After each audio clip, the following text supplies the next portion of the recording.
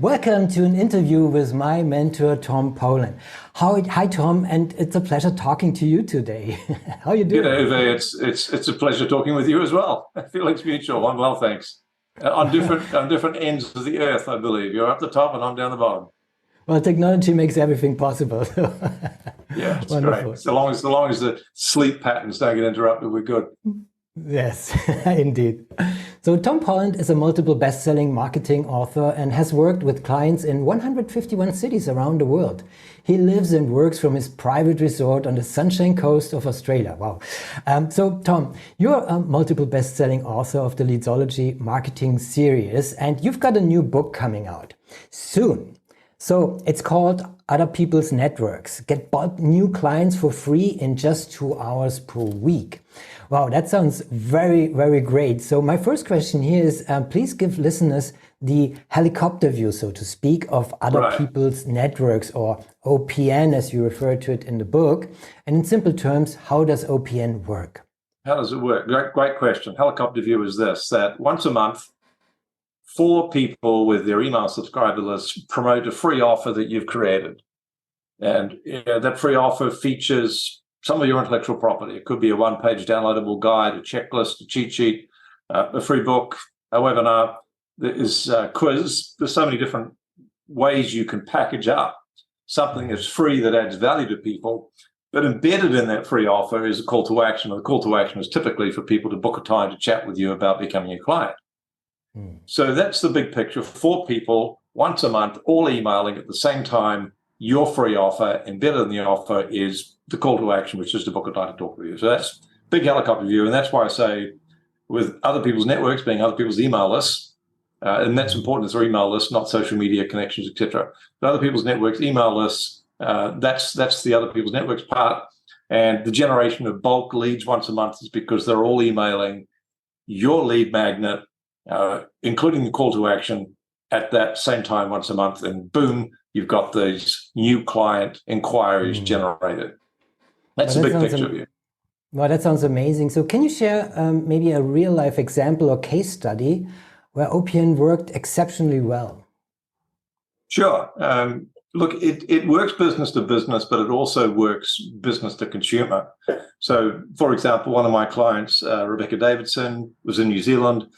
She set up a webinar, which we helped her put together. She got several partners. Now her thing is intuition. So this is not a commercial value proposition. A lot of people think, oh, you've got to have something to sell that's, like, I don't know, something that can make people money to a business owner. This was for individuals who wanted to tap into their intuition and to learn how to listen to their intuition. So you couldn't think of too many subjects which are more esoteric than this and intangible than this. So she generated, I think it was 15 new clients at $8,000 a pop running her first webinar. And that webinar was filled from other people's networks.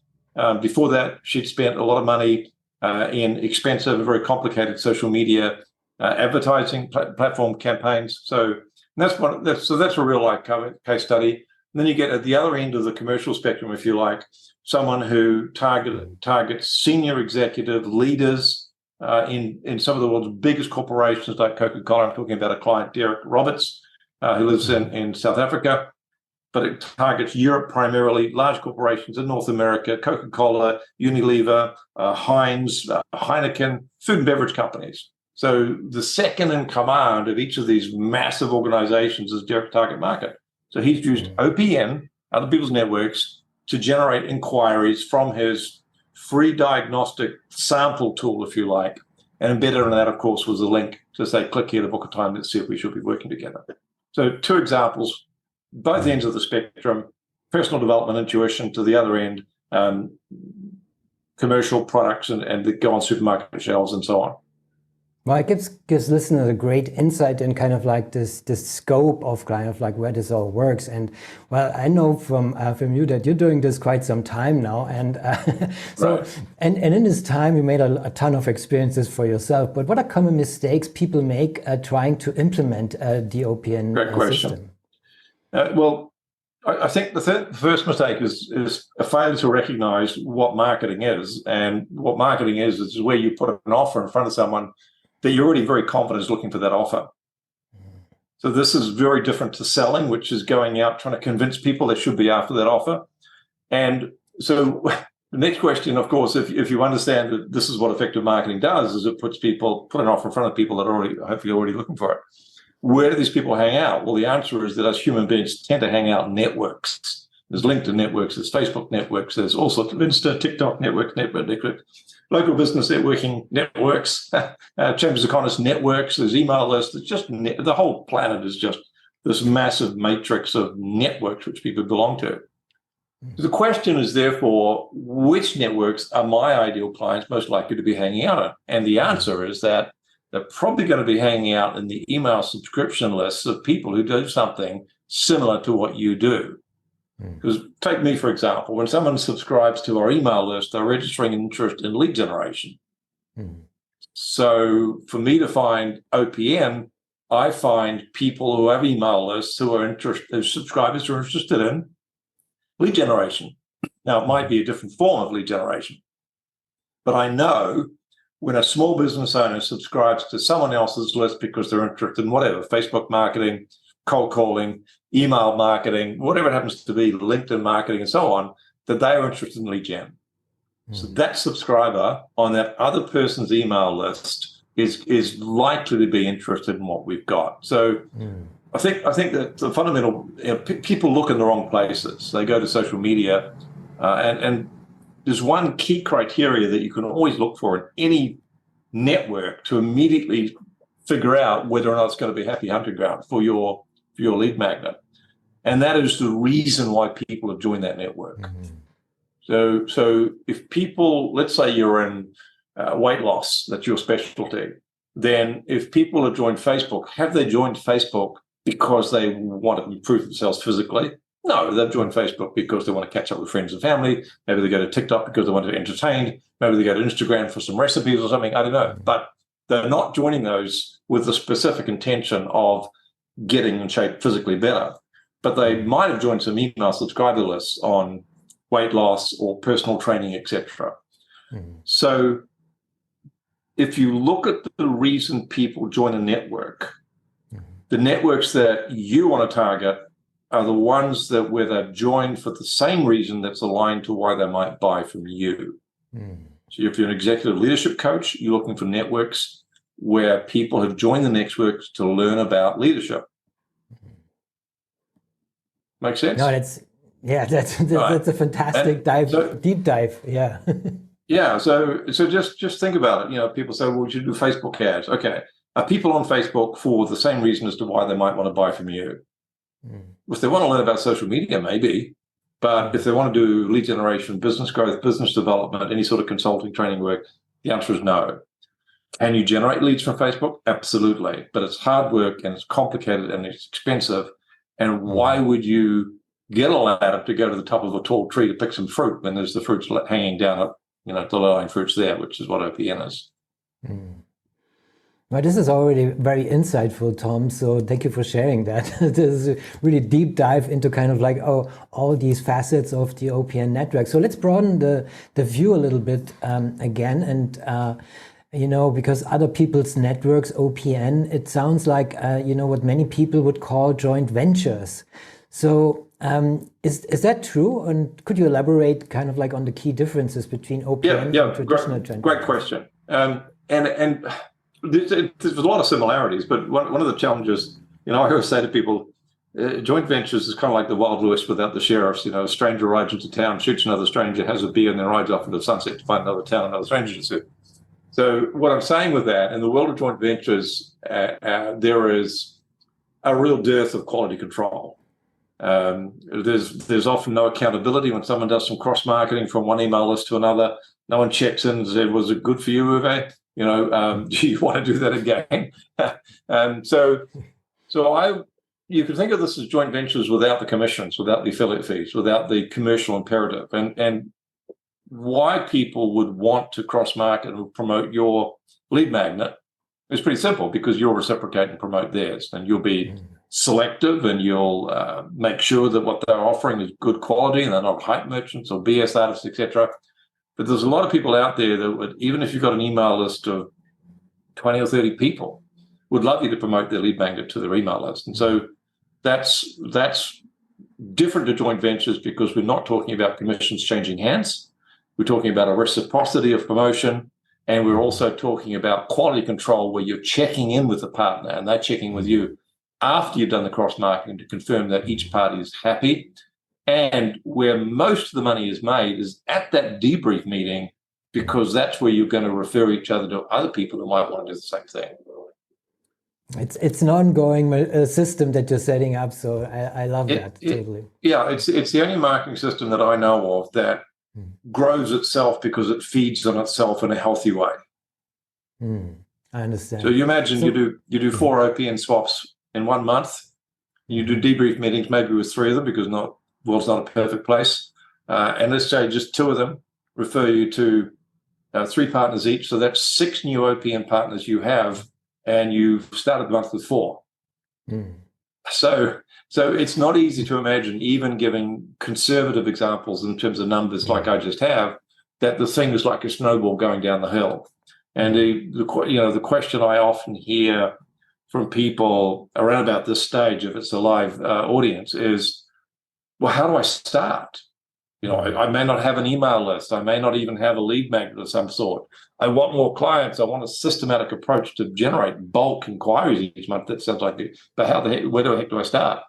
And the first and most important answer is you start now with whatever you've got, with an email list of 6 people or 8 people, with a 1-page checklist, with a blueprint, whatever is simple and easy that adds value to put together.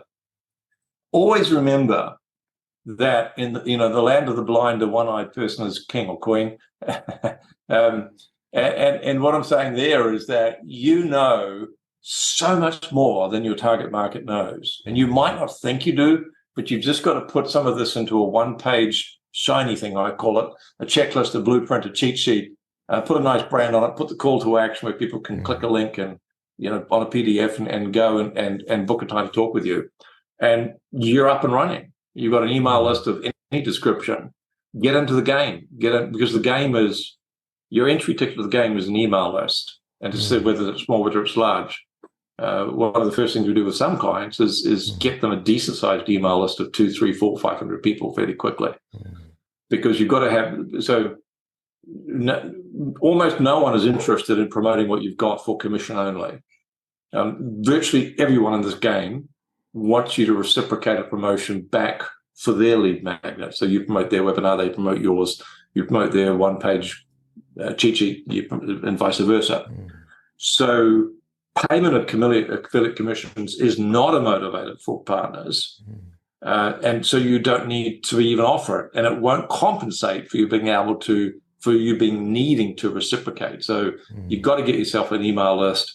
That's your ticket to entry into the OPN game. And once you've got that, every time you complete, every month you have 4 people promoting your stuff, you're going to grow your email list. And that gives you a larger entry ticket into the next size, if you like, partnership or network of OPN partners.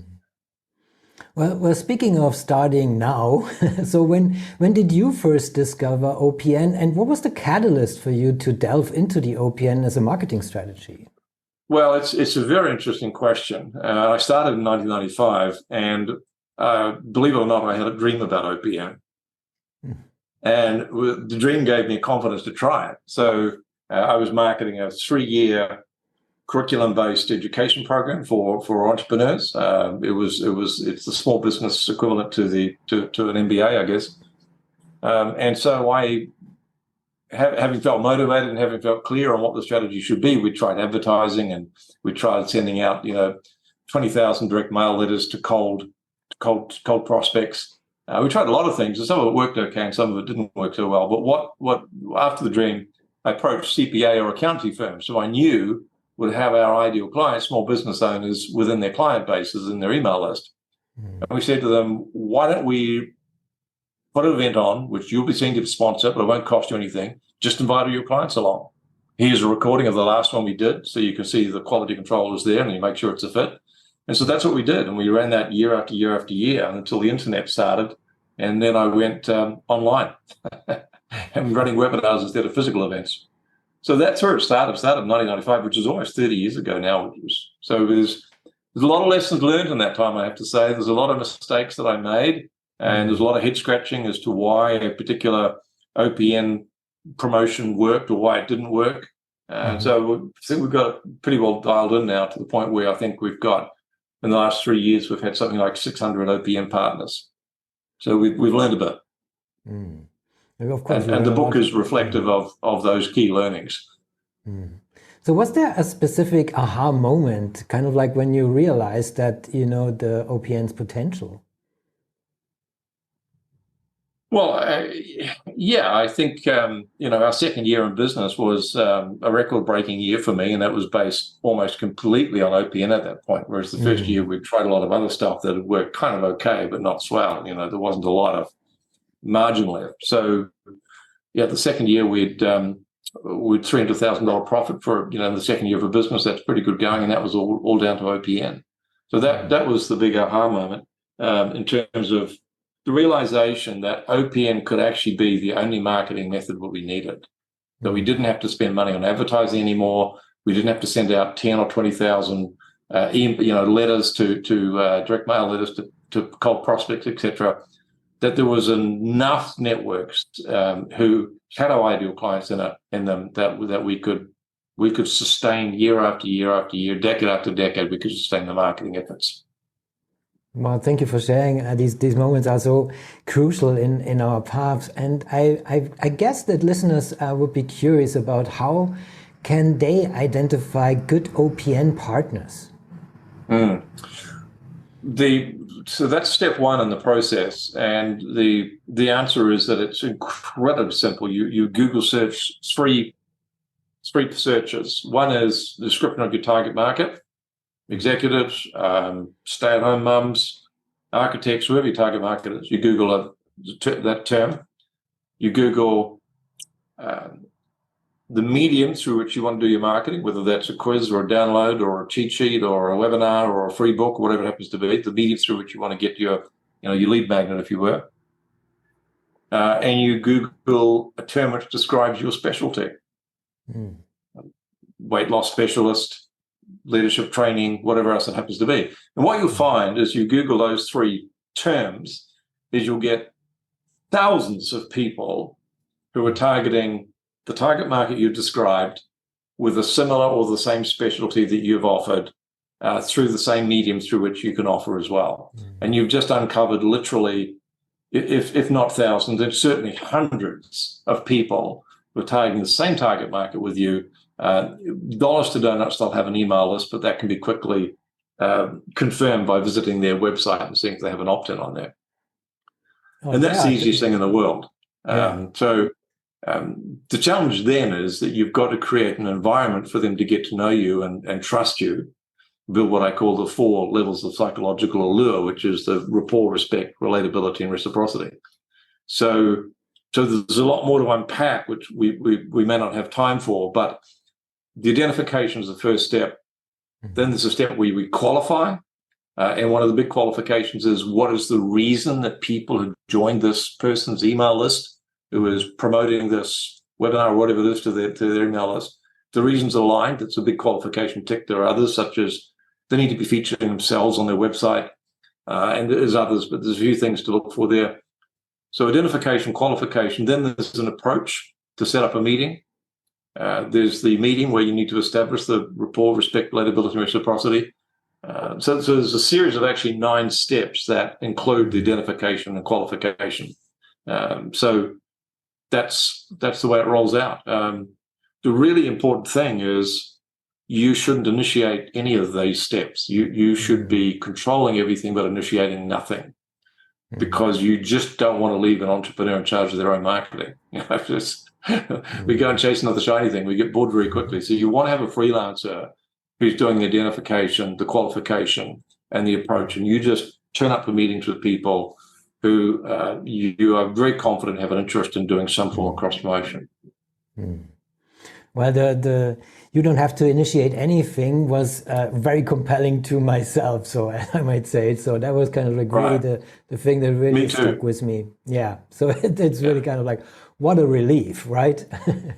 So yeah. So you and I have to build the system but we get the freelancer to do the Google searching and the qualification, etc., using the checklist that we give them and so on. So there is a system that needs to be followed.